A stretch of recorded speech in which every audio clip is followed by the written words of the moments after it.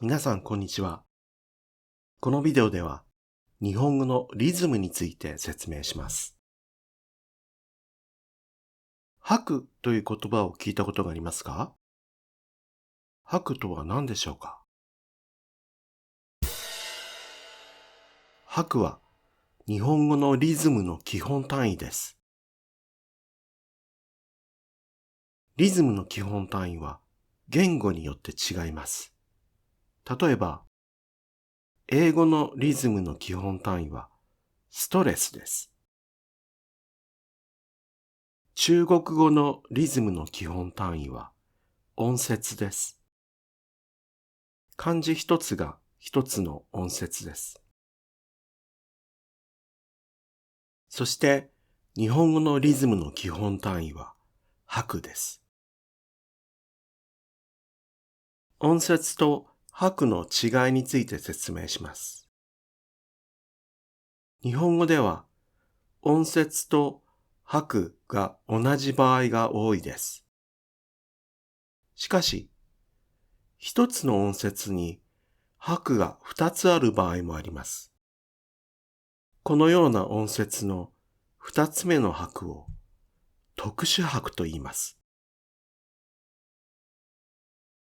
特殊拍がある音節は長さが2倍になります。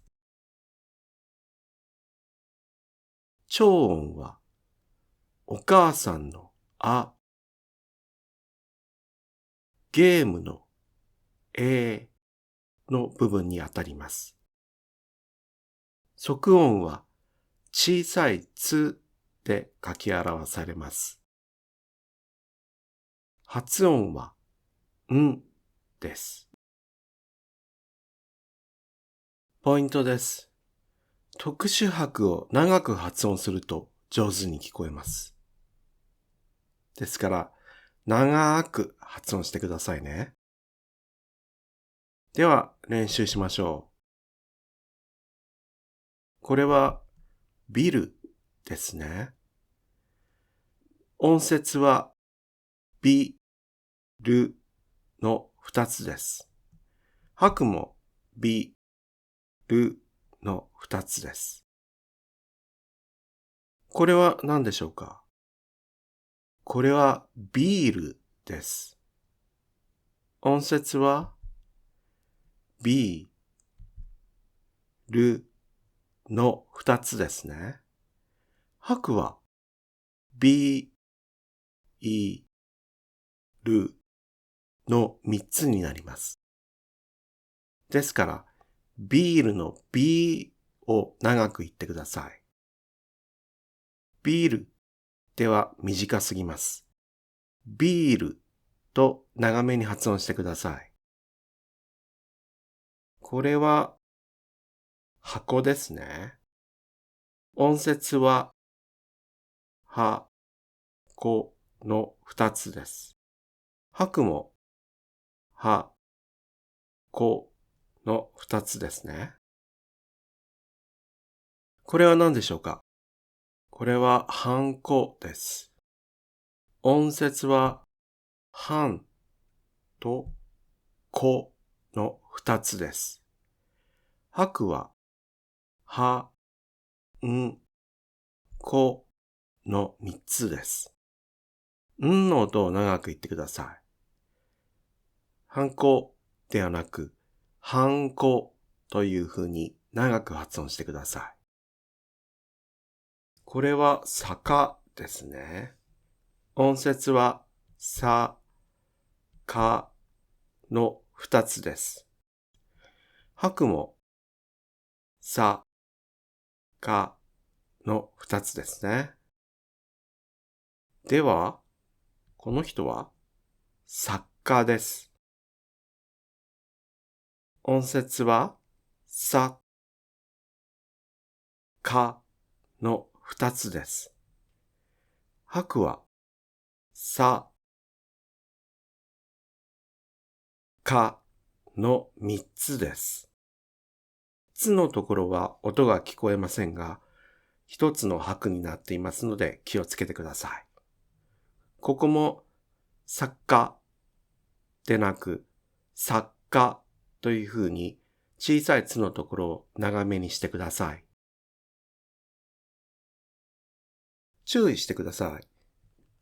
18歳や雑誌など、即音の後が作業の場合は、息を止めないで、すやしをずっと発音してください。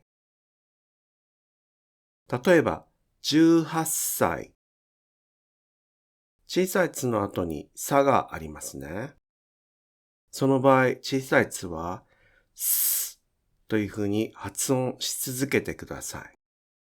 18歳というふうにずっと音が聞こえているはずです。これは雑誌ですね。小さいつの後にしがあります。この小さいつのところは、しと発音してください。ですから、雑誌というふうになります。雑誌みたいに途中で息を止めないでください。もう一つの注意です。キャ、キュ、キョなどの音を陽音と言います。これらの音は文字が2つですけれど、拍は1つです。例えば、旅行。旅は陽音で文字を2つ使います。でも、拍は1つです。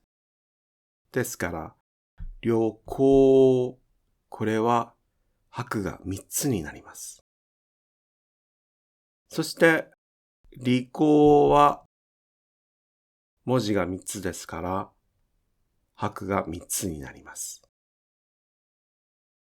頭がいいという意味ですね。拍のまとめです。拍は日本語のリズムの基本単位です。普通は音節と拍は同じ長さです。でも、特殊拍を含む音節は普通の音節の2倍の長さになります。特殊拍は長音、即音、発音です。これらの特殊拍の部分を長く発音するとわかりやすくなります。